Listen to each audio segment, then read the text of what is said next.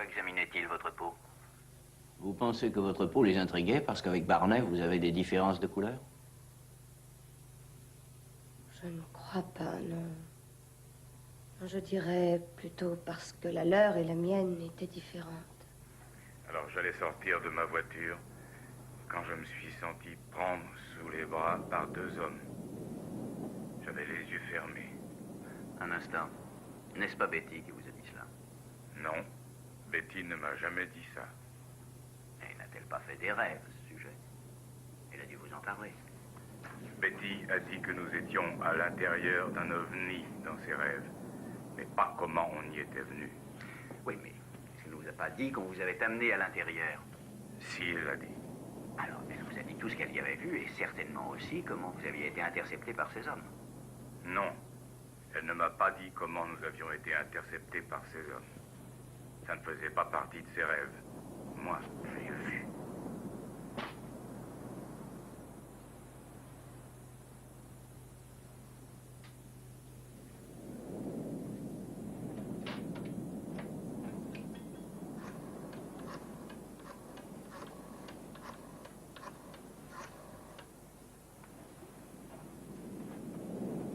Le général Davidson, s'il vous plaît.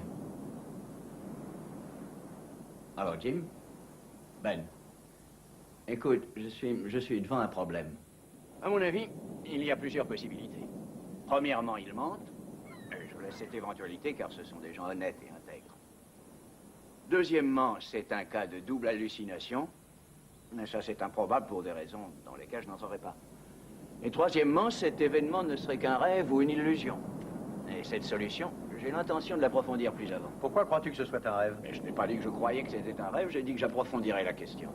Tu sais, je me rappelle t'avoir entendu dire exactement la même chose quand tu t'es cru amoureux de cette fille du cours de biologie. Tu as voulu avant tout approfondir la question. Oui, bien sûr, bien sûr. Non, la raison qui m'incite à pousser plus loin l'expérience, c'est la préexistence d'un terrain qui se trouve favorable et où fantasmes et imagination peuvent prendre appui, se développer, et plus tard se traduire en rêve. Une minute, Ben. Dis-moi de qui tu parles. Bon, laisse, ne revenons pas là-dessus. C'est délicat d'en discuter sous un angle personnel. Ce qui m'importe vraiment, c'est de savoir. De savoir si on a des chances d'observer un ovni, si c'est probable. Et, plus important encore, si on n'a jamais relevé un cas d'enlèvement, de rapt et de conduite à bord d'un ovni. Est-ce que ce serait possible? Tu veux la position officielle de l'armée de l'air ou... Ce que je veux, moi. C'est ce que tu voudras bien me dire. D'accord. La position officielle, c'est « nous ne savons pas ». Tu ne pourrais pas t'engager un peu plus? Oh, pas beaucoup plus, en tout cas. Parce que chaque année, après avoir examiné 1500 rapports d'observation d'OVNI, nous pouvons expliquer 95% des cas par des phénomènes naturels. Oui, des ballons, entre autres. Ballons, changement de temps, cinglés, seulement 5% sont inexpliqués. Ce qui est inexpliqué n'est jamais nié, d'ailleurs. Nous les rangeons sous la rubrique « données insuffisantes ». Maintenant, je vais t'avouer une chose. Moi, je m'interroge vraiment sur ces 5%. Ça représente encore trop de rapports venant de gens de bonne foi qui n'ont rien de petits plaisantins. Et pourtant, là, nous ne pouvons trouver aucune réponse sensée. Alors, pour les observations, oui, c'est dans le domaine du possible. Mais pour ce qui est d'un enlèvement, je n'en ai jamais entendu parler, et d'emblée, je te dirais que c'est tout à fait invraisemblable. Non, je ne dis pas ça non plus. Ce que je veux dire, c'est que je considère une observation comme possible. Mais un enlèvement, il me faudrait énormément de preuves, de faits établis pour y croire. Oui, ce qui revient à dire que sans preuve matérielle, tu le considères comme éminemment improbable. Et même impossible. Eh bien, oui, c'est exactement ce que je pense.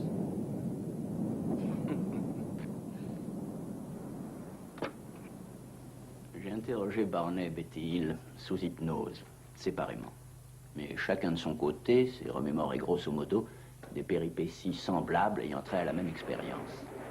Je soupçonne qu'à ce stade de mon traitement, la vue d'un objet brillant, que d'ailleurs on pourrait classer parmi les ovnis, a déclenché une sorte de délire imaginatif, dont l'effet aura été de véhiculer et traduire tout ce qui tourmente les Hill et leur crée des fantasmes.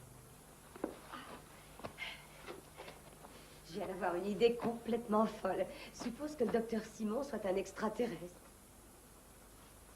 Oh, Betty, sois pas ridicule. Ni Barney Hill, ni Betty Hill ne paraissent voir que la description qu'ils font de leur expérience s'avère presque identique à ce long rapport qu'a écrit Betty et qui parle de ses cauchemars. Suppose qu'il ne veuille plus nous le faire écouter. Qu'il décide qu'aujourd'hui, c'est trop tôt. Mais si, il nous laissera écouter, tu doutes de sa parole? Oh, Barney, sois pas ridicule.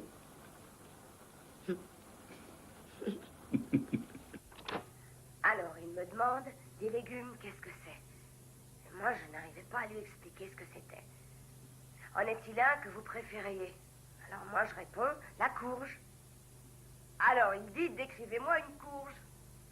Je réponds qu'elles sont jaunes, d'habitude. Et lui, alors, qu'est-ce que c'est du jaune? Alors moi, je regarde tout autour de la pièce, et nulle part, je n'ai pu trouver quelque chose de jaune. Maintenant, je voudrais vous lire quelque chose. Il y a eu des questions de ce genre aussi. À quoi est-ce que ressemble un légume? Je préférerais lequel, la courge, de quoi est-ce que ça a l'air? J'ai essayé de lui expliquer sa couleur, et pour ça, je cherchais ce qui pouvait être jaune autour de moi, mais je ne pouvais rien trouver. Ça provient de mon rêve. C'est ce que j'écrivais la nuit. Oui, c'est pourquoi je voudrais vous expliquer quelque chose que d'ailleurs vous devez savoir. Les règles qui seront valables pour un esprit conscient n'auront pas d'effet quand le sujet n'est pas conscient. Il y a des choses réelles et d'autres moins réelles tout à la fois.